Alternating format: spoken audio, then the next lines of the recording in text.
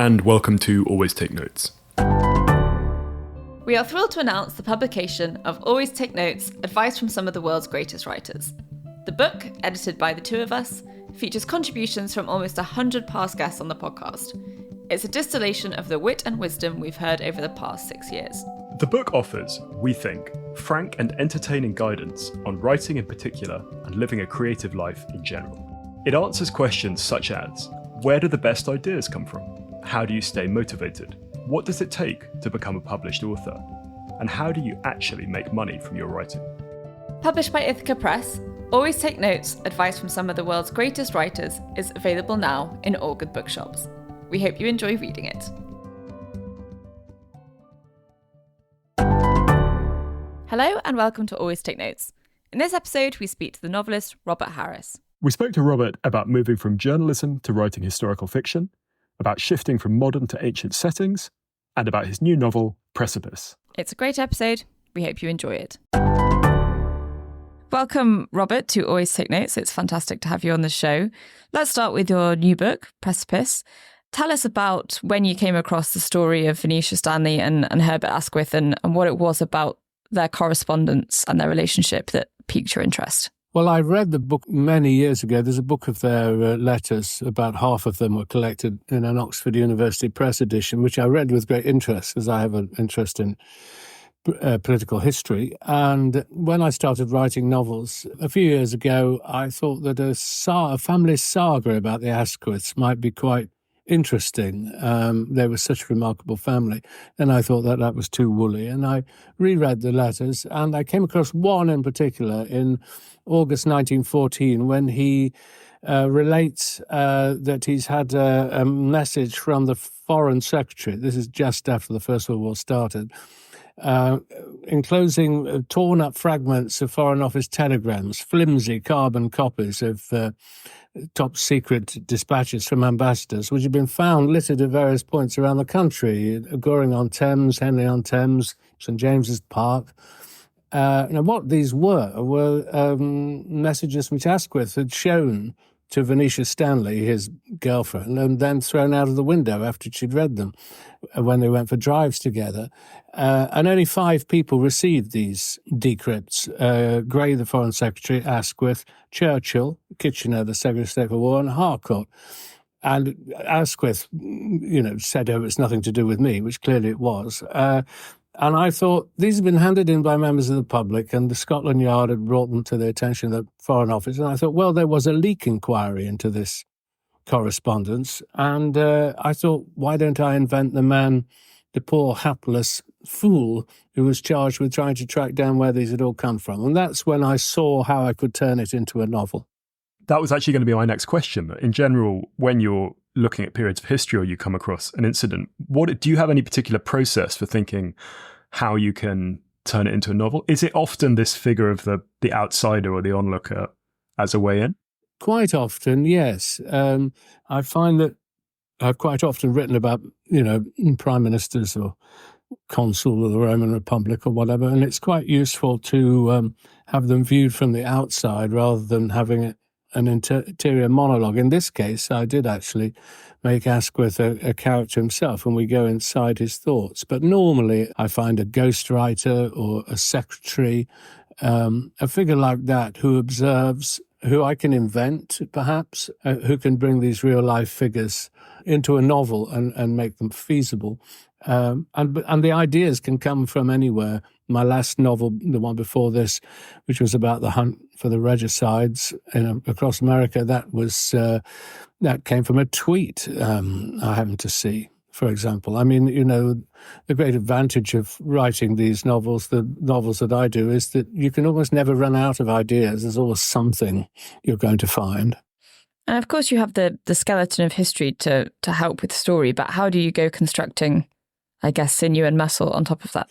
Well, everything for me, I think, about fiction is about character. I mean, it's the empathy with a character, the making the reader believe in a character and want to know what happens to them. So the first thing is to find a character who gives you a good vantage point, and then to have something happen to them, preferably quite early, or preferably even something that had happened before the book actually opens.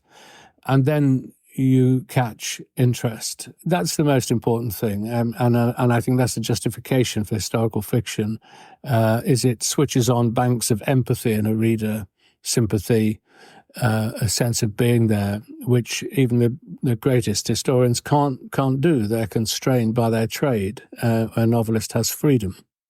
And again, in the context of the new book, what was your further research process? Once you'd got this kind of gem of an idea, how did you, what else were you doing to get a sense of the period and the setting and everything? Well, I read all the letters. What I thought was, Asquith wrote 500 letters to Venetia Stanley, an enormous outpouring. Sometimes he wrote to her 3 times a day. We have all his letters because she preserved them all. We don't have any of her letters to him. He burnt them all. So here was an opening for me. I could reconstruct her letters and bring her back to life and give her a voice. And that made it interesting that she could breathe and walk and be a co-equal in this relationship. It's been frequently described as a sort of obsessive relationship, which I think it was on his side, certainly towards the end. But she wrote to him a lot of letters and quite passionate in return. And so it was possible to bring her alive and make a story, which is absolutely extraordinary, probably the most extraordinary story I've ever come across in politics. You've said that historical fiction always carries a trace of the concerns and preoccupations of the present day. So what do you think it is about that period of the First World War and these characters that kind of resonates today? Well, I think on the personal level, the kind of characters of people who become prime ministers or leaders of any country are endlessly fascinating. They remain human beings with all the frailties that we all have. Indeed, sometimes they have more frailties and they're exaggerated because of the drive of these characters. So I thought it would be very interesting to describe what it was like to be a prime minister, day by day, the problems, and also this obsessive relationship which grew. And we all know that politicians often have very risky affairs, and people say, how could they possibly do that? So I think there's a resonance there with the present day that politicians really haven't changed that much. Secondly, and I suppose more generally, there is a 1914 vibe slightly around. That is that a long period of relative peace, and yet at the same time, social upheaval, an explosion of new ideas and new ways of thinking about the world, combined with flashpoints. There it was Serbia, and the assassination of the Archduke came out of nowhere. Here we have, obviously, Ukraine, Gaza, Middle East, potential flashpoints. And this, I think it's rather like the sinking of the Titanic, this sense of ordered civilization, yet at any moment something can disrupt it. And I think there's an appeal about 1914, which is a great hinge of history. Before it, the world was one way. After 1914, the modern world comes roaring into existence. And just expanding on what you were saying about character beforehand, we found this quite nice quote that you've given previously saying there's this terrible cliche about the characters taking over novels. You're in terrible trouble if your swarming characters take over your story. They need to know their place. Just wondering, could you unpack that a little bit? Is your sense that because you're in a historical framework, they're kind of running on rails to an extent, or is it a different point? Well, I think I was probably exaggerating for effect there. I mean, I do like to plan out a novel before I start. When I started writing my first novel, Fatherland, 30-odd years ago, I just did the classic thing, which most people with a first novel do. I had an opening scene and then a few characters, and I just sat down and started to make it up off the top of my head. And I got all the characters into a room on about page 25, and I didn't know why they were there, and they didn't know why they were there either. And so the novel shuddered to a halt. And it was only after I'd plotted through to the end that I saw why they would be there and what they would say to one another. And I think I often feel that writing a novel is a bit like telling a joke. You know, you have to get timing, you have to hold the audience, there has to be a connection, and you have to know where you're going. You have to have a punchline. You can't tell a joke if you don't know how it's going to end. So within that, you have to be prepared to let the thing grow organically, because what you think, sitting here in my study in November, the characters might be doing when I come to write it in April, they won't want to do that. It won't be logical. You can't plan that far ahead. And that is exciting when you realise, no, a character would say this. And after a while, if you're lucky with the book, the characters speak and you don't really have to worry too much about the dialogue, because you sort of know what they would all say to one another. But if in this novel, say, Winston Churchill, who's one of the characters, suddenly took it over, which would be typical of Winston Churchill, that would be a mistake. It would no longer be the novel that I set out to write. I think that's all that I meant. Some of the previous writers we've had on the show have said that plotting or planning novels sort of stymies the sense of momentum and the kind of thrilling pace of things. How does that fit in for you? It sounds like it doesn't kind of hinder your progress at all.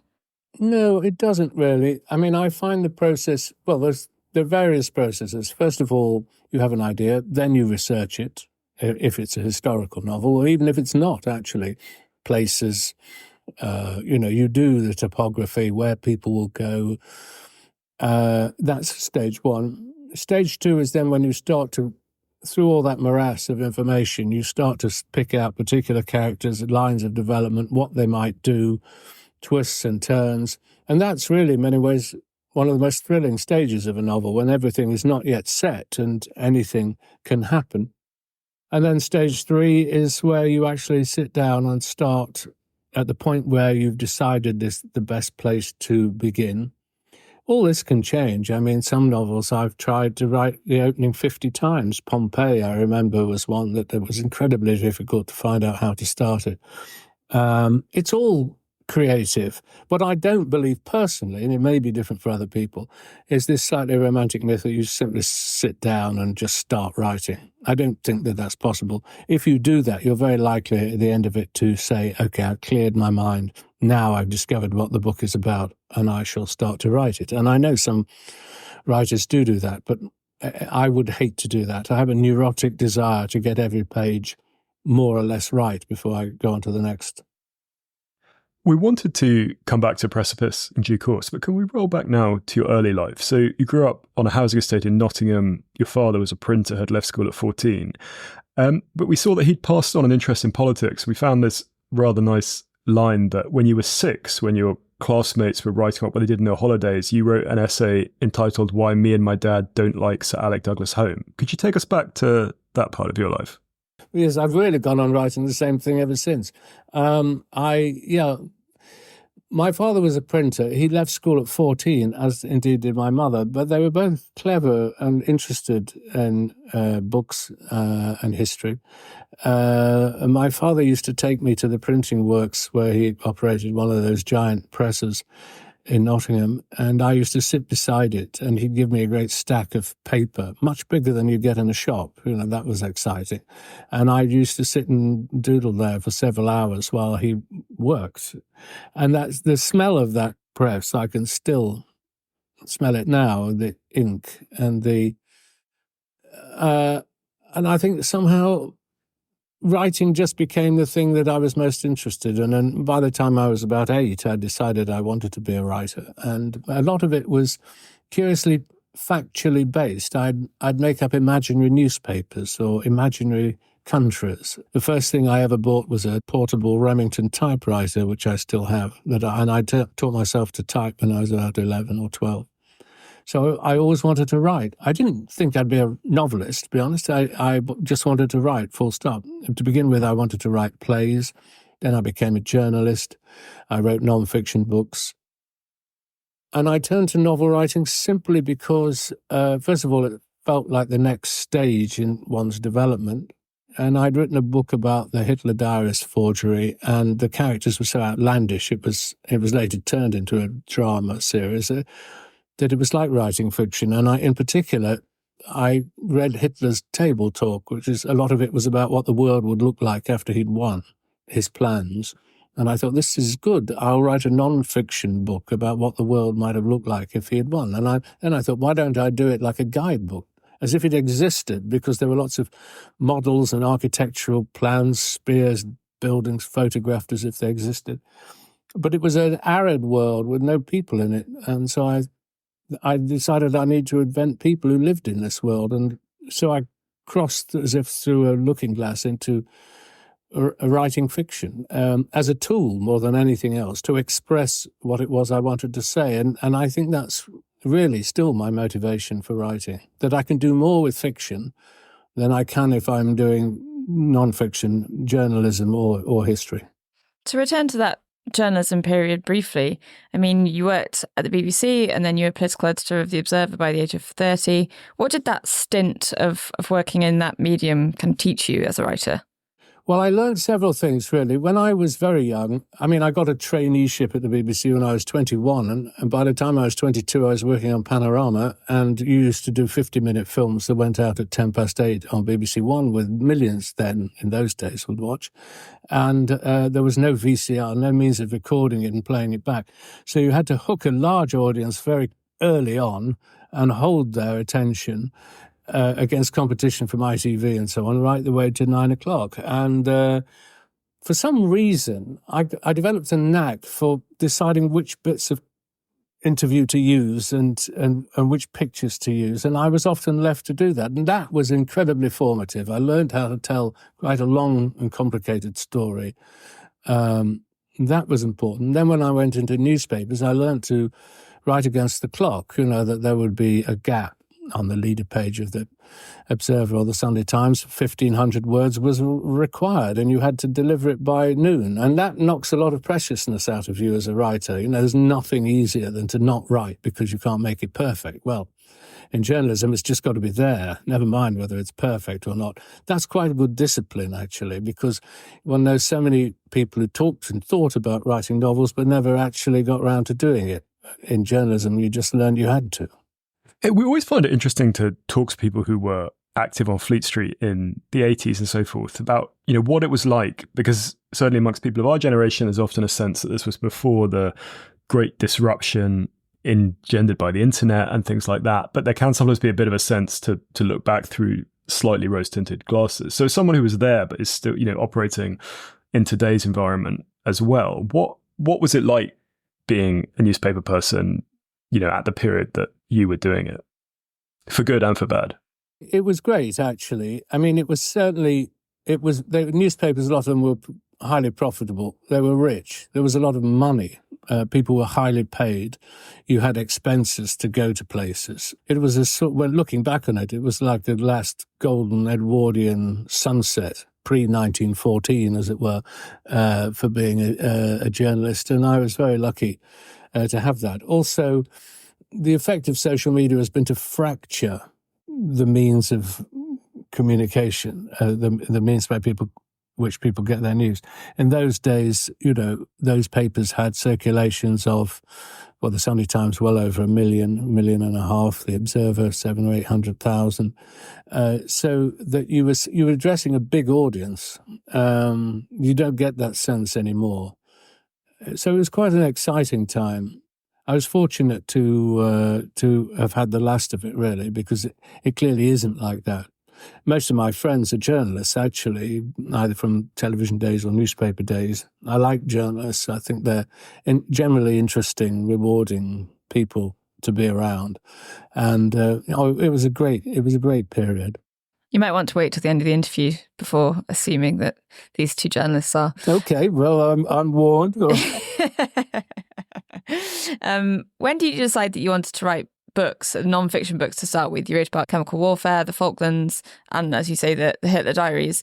How did you make those kind of first steps into the world of book writing? Well, I always wanted to be a writer, and I always preferred the longer haul than the short article. I mean, I like to write long. Well, when I was on The Observer, the thing that I could do best was a sort of 2,500 word description of what had happened during the week. When I was on Panorama, I worked with Jeremy Paxman. We were both young.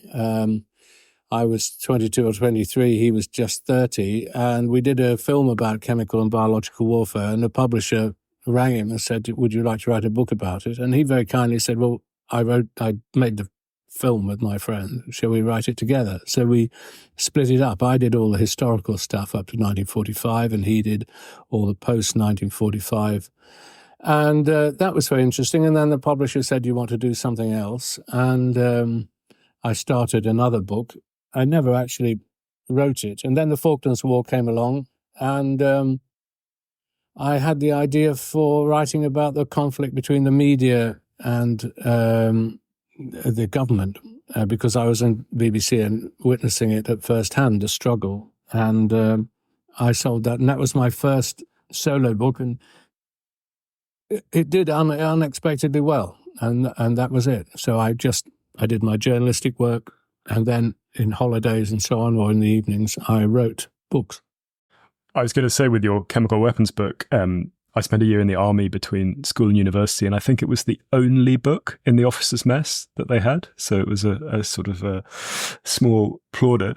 Oh, well, that's good to know. But just returning to the genesis of Fatherland, we saw in the obituary of Robin Sisman about that she was a publisher at that time, and that she had a lunch, and that she, according to this text, that she bought it from you over lunch with no text, with nothing actually written. Is that correct? Tell us about the role or basically, the beginning of the project. Yeah, I mean, you have to have some breaks in life. I mean, it's possible I would still have written a book, but I'd had the idea for Fatherland when I was traveling around as a reporter, going through airports, the wealth and power of Germany, thinking that how different would the world have been if they had won, actually, because it seems such a dominant country. And then Selling Hitler came out, and Robin was then at Simon & Schuster in London, and had a success with a book about spying, Cold War spying, by the BBC's correspondent in Warsaw, Tim Sebastian. And she was on the lookout for journalists who might write a novel. And a colleague of hers was a great friend of mine.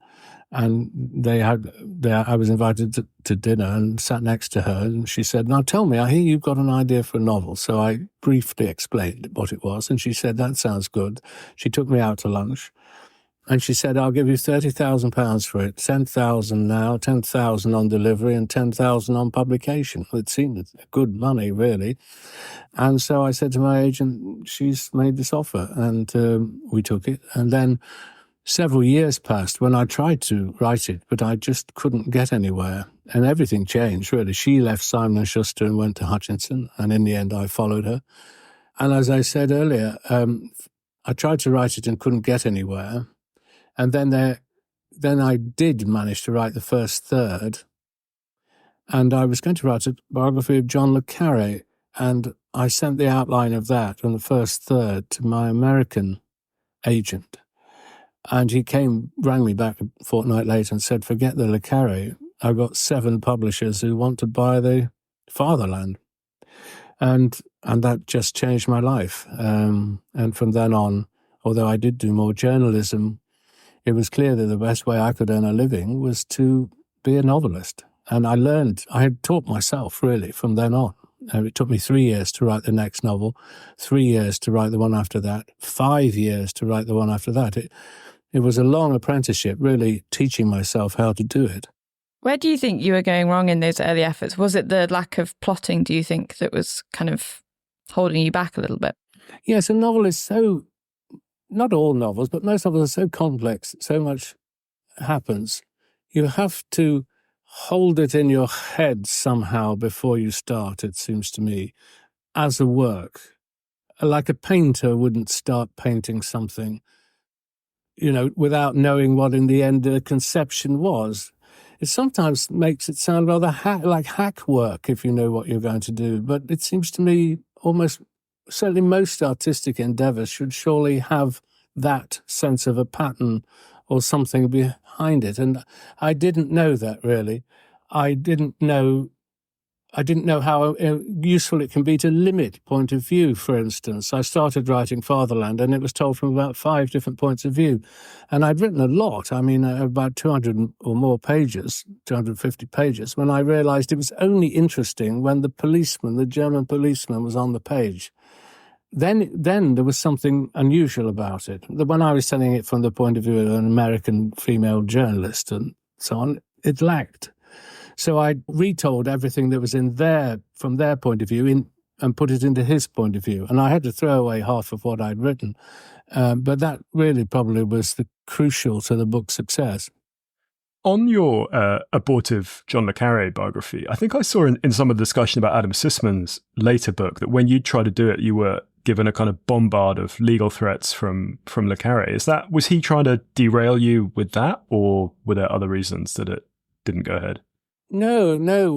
We got on very well. To begin with, it was going to be unauthorized. Then he decided after Fatherland came out that he'd quite like me to be his authorized biographer, and he drew up a legal agreement. His solicitor drew it up, which I signed, and I think is technically still in force, that I was to be his biographer. And I did a lot of work on it, actually, and I'm the only person who ever interviewed his first wife, who gave me hundreds of letters, still in their original envelopes. It was a sort of biographer's dream. But the thing about David Cornwell was his obsessional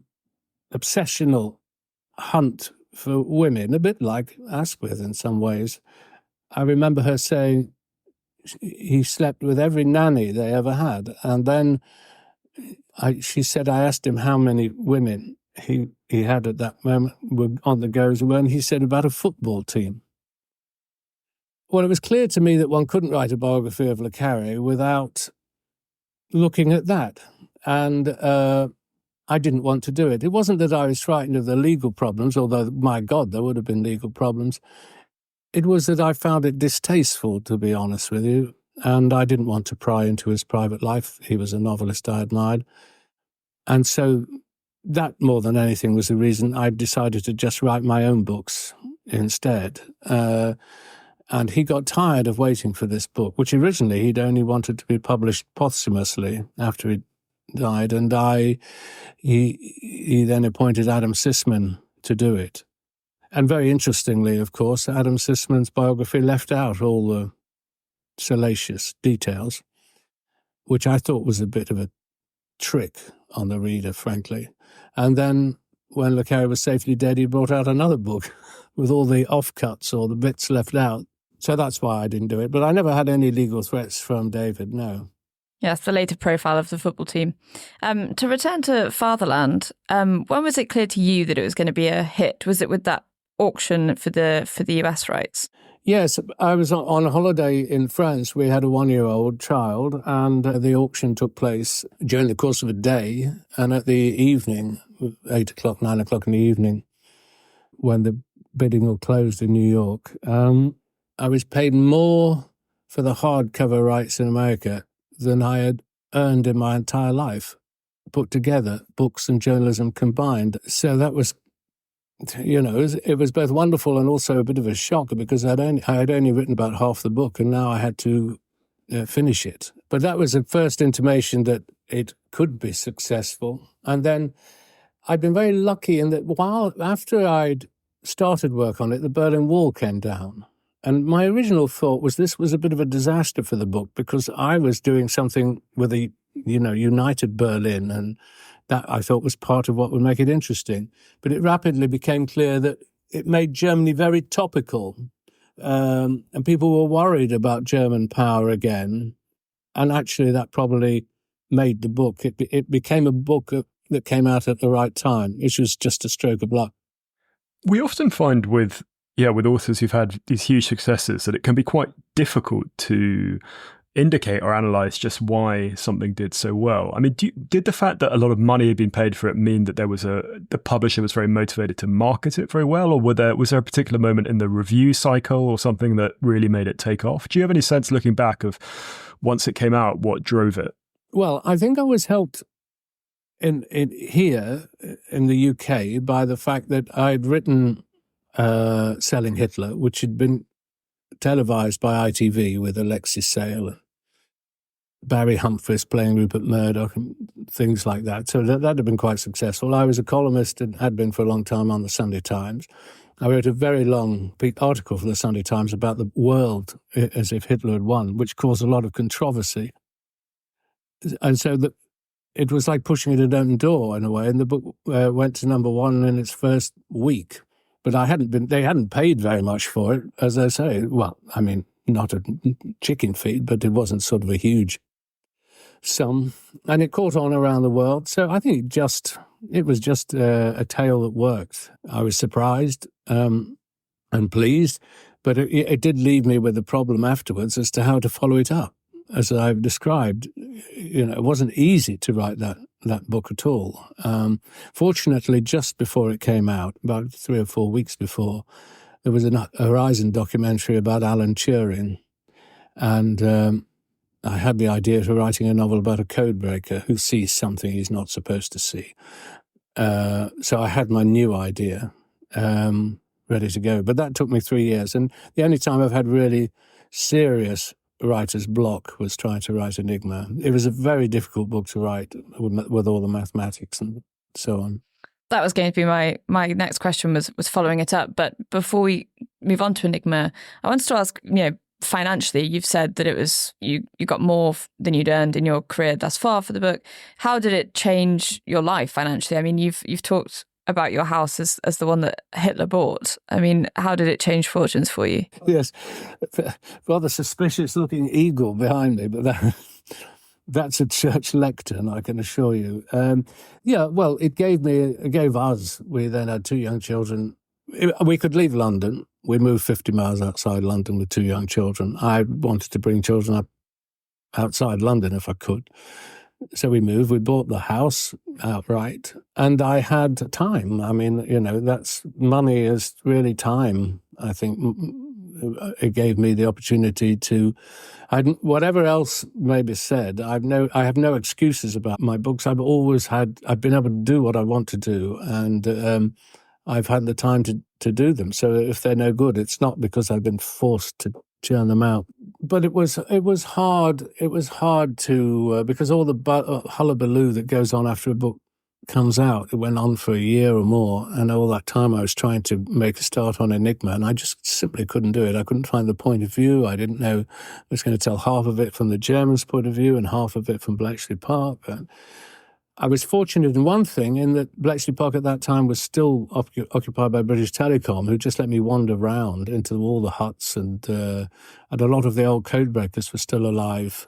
I mean, senior people who, like Milner Barry and Asa Briggs and Harry Hinsley, these were big figures. I even interviewed Alan Turing's fiancée, Joan Murray, who lived in Oxford. And she drew me a sketch map of where she used to sit opposite Turing, because I needed to say to these people, I'm not interested in what it did in North Africa or whatever. Where did you hang your hat? I mean, how did it start? What was the physical process of being a code breaker? And that hadn't really been done at that time, so it was quite pioneering, but a tricky book to write. And this is another tip for writing, if I don't sound too Polonius-like: never throw anything away. Because I actually wrote the opening chapter of Enigma, discarded it, and then went back and realised that it was actually ideal. And so it's important. Often a scene or a chapter doesn't seem to work, but if you save it, you'll find it needs to come in somewhere else. It's an odd process. It's almost like something in your subconscious you have to sort of tease out somehow, and you sometimes don't get it in the right order. Could you tell us about the move to writing about ancient Rome? We saw that you tried to write some novels set in contemporary America, and then you changed tack. What was that whole process like of going from the Second World War to Cicero? Talk us through that. Well, I wrote these 3 novels, Fatherland, Enigma, and Archangel, and in a way they are all slightly Cold War, Second World War, 20th century books. And for no better reason than that I hadn't written about America at all, I thought I ought to write a novel about America if I've done Britain and Germany and Russia. And I thought I wanted to write a kind of dystopian novel. This would be in 1998, 99. And I hit upon an idea of taking the Walt Disney Company and imagining it creating the world. And they had their own town called Celebration in Florida. So I went out and spent some time there, and I went to Walt Disney World, and the idea was to write a novel in which the company was the world, as it were, and was trying to recreate the world with its own ideology, its charismatic founder, the Walt Disney-like figure and all of that.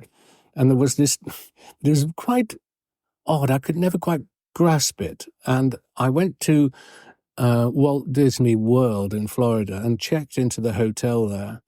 And the Grand Floridian Hotel, I remember, and across the lobby came a man in a tuxedo with black silk Mickey Mouse ears, with a woman in a white silk wedding dress with white silk Mickey Mouse ears. And I said to the receptionist, "What is this?" And she said, "They're going to get married on the platform overlooking Sleeping Beauty's castle." And I said, "Does this happen very often?" And she said, it happens 6 times a day. And I realized I couldn't satirize the place, that it was impossible for me to bring anything as a novelist. I could never improve upon this. And I just thought, I can't write it. And I returned home, and there was a story the following week in the Daily Telegraph, a new research on the destruction of Pompeii. And I suddenly thought, why don't I write about America by using ancient Rome as an allegory for it? It sounds a cliched idea now. It was less cliched back 25 years ago. And so I went out to Pompeii thinking I would quickly discard the idea. It seemed ludicrous to write a novel about Pompeii. There was a famous comedy series called Up Pompeii with Frankie Howerd, Primus Stovus and all these people. And I thought, this is just absurd. But then it sort of started to become real to me. I smelt water drying on stone. It was August, and I found the aqueducts where it came into the town, and I thought this would have been disrupted in the weeks before the eruption. And I came back to England and read a huge book on Roman aqueducts and water systems. And I thought, there's my central character, a kind of, not an emperor, not a gladiator, not a centurion, but an engineer. And it was the most fun I ever had writing a novel, I think, doing Pompeii. I loved it. When you're writing with allegory in mind, how do you make sure that you maintain a light touch, that you don't kind of whack the reader over the head with the kind of parallels? I think that's a good question, and you're right that one can easily do that. I tried to avoid it in Pompeii by the great technical problem I had with that novel was how to describe what was happening in the volcano when none of the characters even knew what a volcano was. And so I prefaced every chapter with either a real quote from a book about volcanology or a made-up one, counting off the hours. So it became an hour-by-hour countdown to disaster, a sort of Michael Crichton-like device, only applied to ancient Rome. And the day that I wrote the novel pretty well, and then I put all those quotes at the beginning of each chapter, and it transformed the book. It cast everything in an ironic light. All the conversations of the characters, everything was now in the shadow of this ticking bomb. And this is really, I realized, Greek tragedy, where the chorus constantly comes on and says disaster is heading their way. It doesn't lessen the tension, it increases it each time. And again, quoting the Titanic earlier, it is like the story of the Titanic. The fact you know what is going to happen only makes it more interesting. When I then went on to write about Cicero, again, they were designed to be ways of looking at power, and in many ways about America. And the parts of those books that I think are less successful are where they're too obviously parallels with the modern world. And as I went on, they're only in the first volume. The next two, I really consciously avoided that and tried to just, write it straight, as it were. Could you tell us about your experience of adaptation? You've had your works turned into stage plays, but also into films. How involved are you? Has that level of involvement changed or increased or decreased? We had a recent episode with Harlan Coben, the American thriller writer, who said with his early work, he was advised to have nothing to do with the process. But then he found that with the move to streaming TV, actually it was a much more sympathetic environment for a writer. So tell us about that part of your career. Well, I would tend to be take the money and run merchant personally. I don't think it's a good idea to adapt your own work. You've done it once. It's better to have a fresh pair of eyes. Also, as long as I've got the energy to be creative, I think I should go on and try and do new things rather than waste time, trying to bring the others to a different medium. Having said that, I was asked by Roman Polanski to adapt Pompeii. I greatly admired, in particular, Chinatown. Chinatown is all about corruption, as you know, on the water supply in Los Angeles. And Pompeii is all about corruption on the water line to Pompeii. And so I thought I would do that. And we worked on it for about 6 months, and it didn't gel or work. And all the time I was doing that, I was writing a novel about a ghostwriter working with the Prime Minister. And when I had finished that, and a Pompeii project had collapsed, I sent it to Polanski and said, why don't we make this instead? No togas, no volcanoes. And he rang and said, you're right, let's do this. And so I wrote the screenplay of that. And then years later, he wanted to collaborate again. And he said, do you have an idea for a thriller? And I did. And I went and saw him in Paris. And he said, let's do this then. And as we left to have lunch, I said, you've got a lot of books on the Dreyfus Affair in your office. And he said, I've always wanted to make a film about the Dreyfus Affair. And when I got back to England, he rang and said, let's forget the thriller idea, do the Dreyfus Affair. So I was sort of commissioned to write a screenplay, the only time, really. And the more I read, and I found this character, the intelligence officer, and I just realized I needed to do it as a novel. It was too shallow and flimsy a vehicle to do it as a screenplay. And I said to him, look, do you mind if I do this as a novel? And he very generously said, okay, do it as a novel. We'll get a better screenplay and a better film if you do that. I'll do something else for a year. And that's how I came to do that. So I've written 2 screenplays, and both were with him. I wanted to ask about your creative collaboration with Polanski. You've been a defender of the filmmakers, and you've said that you refuse to join in with some of the public denunciation. I guess a lot of people would argue that he does deserve denunciation. And what do you make of those arguments? Yeah, well, I have sympathy for it. You must bear in mind that this was pre-Me Too, and it was a different world. And I think, like a lot of people, I've looked in the mirror and recognised that it was worse than I thought. Really, not specifically him, but the whole industry. And so I have changed. I mean, I slightly expressed myself badly in the past. I mean, what I meant to say was that I went to work with him first in 2007. This was itself 30 years after his offence, when he'd won the Academy Award and everything. And literally nobody said to me, my God, you can't go and work with him. And he was at the pinnacle of fame in a way. And I felt that I felt a certain loyalty. I didn't feel that I wanted to turn on him just because the climate had changed. That's all that I meant. I deplored his crime as much as anybody else. But I joined him at a time when nobody cared. And I didn't want to just sort of be another person turning around and kicking him.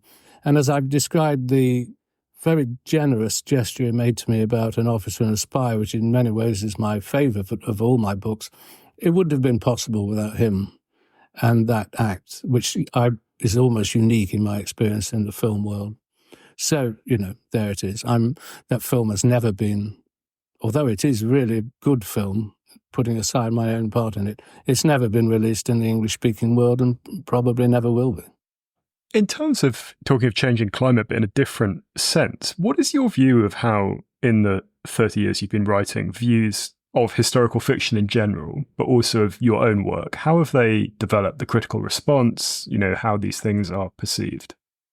Well, I think that historical novel is having a good period. I think partly because new technology, the internet, the Google, social media, instant communications has made many of the devices of fiction impossible. I was thinking about Pride and Prejudice the other day. When the Bingleys or whoever just moved in up the road, all Mrs. Bennet needed to do was go on Google and she would have found out everything about Mr. Darcy and everybody was there. I mean, the book would sort of the first part of the book would completely disappear. So one of the advantages of historical fiction is that you can develop character and so on more slowly. My new novel, Precipice, wouldn't be possible in a modern era. Asquith can walk around the streets unrecognised, even though he's the Prime Minister of a country ruling an empire of 450 million people. He could travel on the train without a bodyguard or a secretary, and he could carry on an affair. So you can write about human beings without the interruption of new technology, which has made it very difficult. Also, the world is very difficult to catch now. You try and write a novel about Trump or Boris Johnson, and by the time it came out, they'd have gone. And finally, the internet does mean it's very easy to research historical fiction, much easier than it used to be. And the reader can also, and I know this happens with my books, can check your research as they're going along. You know, they can look up the characters and the story. And I know that a lot of people do that. So for a variety of reasons, I think that historical fiction is quite strong at the moment. And obviously, when writers of the caliber of Hilary Mantel are writing those sorts of books, that also adds kudos to the whole genre.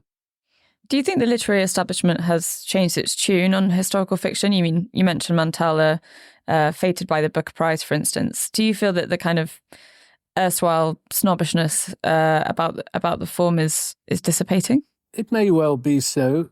The sense of a literary culture has fragmented, I think.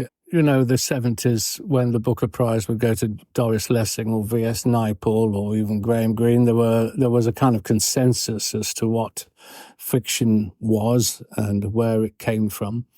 That has now completely gone. And so that, you know, it's a much more fractured scene than it used to be. So historical fiction can, you know, people are interested in the past, where they came from, where their culture originated and so on, in a way perhaps that they, more than they ever have been.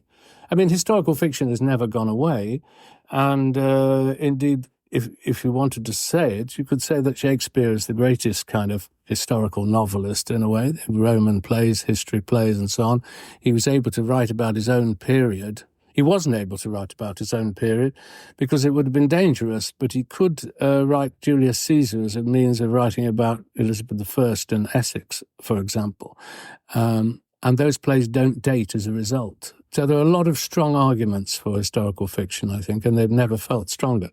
One thing we've heard in other interviews is that when a writer has a certain, or particularly a large degree of success, their relationship with their editors and the editorial process can change, and that it's possible, it's you have more power essentially as a writer. Is that something that you've experienced? And we've also had it sometimes suggested that there can be a risk in that, a writer who gets to a certain point can basically reject editorial input in a way that you couldn't if you're selling fewer books or things like that. I mean, how have you found the editorial process over the period of your career? Well, I've had a number of really very good editors, two in particular stand out, and they became good friends, really. What my idea of a great editor is someone who reads what you've written almost that day, within an hour if possible, and gets back to you. Because I will write almost part works. I send my work in really weekly. It's like an almost process like Dickens or someone, publishing it in Blackwood's magazine. And so I like to write a book in 6 months if I possibly can, to get the adrenaline going and to force myself to write it. And so you have a close relationship and you go along together. They're like a paceman beside you in a race. And that's very useful. Where I've been enormously fortunate in my career, we talked about Fleet Street, but also when I first started, it was possible to have a success and then do nothing for 3 years and write a completely different book, and then wait 3 years and write another book, and then wait 5 years. And such a thing would not be possible now, I don't think. The pressure on you to write a book quickly to cash in on the first, and to keep to the same genre is much worse now. And I'm sorry you can get a huge advance now as a young writer, maybe even a 2-book deal. But if the first book doesn't work, and very often they don't, if you're not careful, your career is dead in the water before it's even got properly started. And I think it was a more forgiving environment 30 years ago. Less celebrity dominated. There weren't models and actresses writing novels, and supermarkets didn't sell books. And there was, the price of books was fixed. It was an easier environment. It was far less competitive. We're coming towards the end of our time. So I wanted to finish by asking about the kind of epochs that you've already covered in your writing. There's been many. Are there any that you haven't reimagined yet that you'd like to? Any particular periods of history that you feel a bit underserved in fiction? No, not really. The books come along and I'm astonished to find that I've written them. I never thought I'd write a book about French anti-Semitism in the 19th century. I never thought I'd write a book set in, the 1660s. In fact, the latter, the idea of writing something where people get on and off horses constantly and carry swords, and that was a total turn-off to me, I can assure you. But I just found the story and the characters compelling. So I don't know where I might land next. It could be anywhere. I don't just say, oh, here's a period, it needs a novel. It's normally a character or a story. And it becomes contemporary because if it cries out to you, even if you can't actually necessarily see it, it has some resonance with your life today. And that's why I think historical fiction is contemporary fiction. Otherwise, you wouldn't be writing about that particular story. And a final question from me. We had Max Hastings on the show a few years ago, and I think he mentioned meeting with you or maybe having lunch at the moment you were about to pivot into ancient Rome and strongly advising you against it because he felt that it was impossible to do so. I was wondering what your recollection of that meeting is. I do remember quite a lot of people being sceptical. My friend Jeremy Paxman, with whom I started out as a writer, he said you would encounter toga resistance, writing a book where people lay down to eat and things like that. And my publisher, before Pompeii, as I had this idea about contemporary America, she took me out to lunch after I'd abandoned that idea, and I said, well, I've got a new idea. I want to write a novel about Pliny the Elder. And she did a double take and she said, couldn't we at least make it Pliny the Younger? I said, no. So, the publishers backed me, and then that book was I think he sold more copies than Fatherland, actually. So you never can tell. You just have to go where your instinct. Where you think there's something interesting, you just have to hope the reader goes with you and that you haven't gone completely insane. Well, if you ever short of another idea, Pliny the Younger is right there, ready and waiting. Thank you so much, Robert, for your time and for speaking so thoughtfully. Wishing you the very best with Precipice and all your other projects going forward. Thanks so much.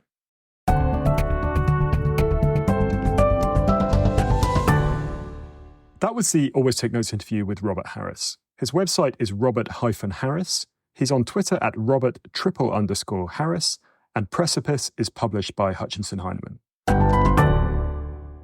Hello, it's us again. Rachel, what was your takeaway from the interview with Robert? We've had a string of great thriller writers on the show and a string of renowned historical novelists on the show, and obviously Robert is part of that. And it's good to add to the ATN canon.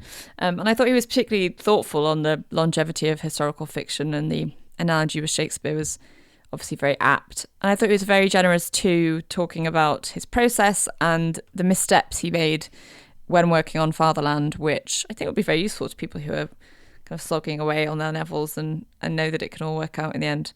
How about you? Yeah, he's definitely a ATN white whale, so I'm glad that we landed him. I think we've been in pursuit of him for years. And there were numerous, for true fans of the show, there were numerous kind of meta podcast moments, because I think he comes up, I think Max Hastings talks about him, Adam Sisman had talked about him. So there's a kind of, deep cultural weave that he's been part of, and until we had him, Rachel was rolling her eyes. I'm not rolling my eyes. I was about to say that the message is that you can never fully escape us. We will get you exactly in the end. And I thought he was very good on when he got really into difficulties trying to write a novel set in the Walt Disney Company, and it was like too weird to be fiction, and then also how everyone said, don't try and write something in ancient Rome, and it's all going to go wrong. And so again, I mean, I remember reading Fatherland. I can't remember where I was. Possibly that is I was so gripped that I possibly ceased to be in contact with the world for some time. But I hadn't really read any of his other stuff, and then I went back and read Precipice recently and enjoyed it. So I think, very good on process, and also actually I suppose his career, because he was a journalist, it spans the territory we have. I thought he was quite good on the sort of last days of Old Fleet Street when there was lots of money and lunches were long. Anyway, Rachel, what have you been up to? What have you been consuming culturally? Well, you and I have both been away recently, which was nice. I got a bit of sun in Spain and did lots of reading. I read 2 biographies, one of Elizabeth Arden, the beauty mogul, one of Pamela Churchill Harriman called The Kingmaker, which was fascinating, and a book about blue stockings, an early kind of women's movement. And then in terms of watching, I think I mentioned this last time, but Colin from Accounts, it's back for season 2, which is a great Australian comedy. So I watched that on holiday. And also I've got into Slow Horses, which is incredibly up your street, I imagine, Simon. So have you already watched it? I haven't, but I've read some of the coverage. Yeah.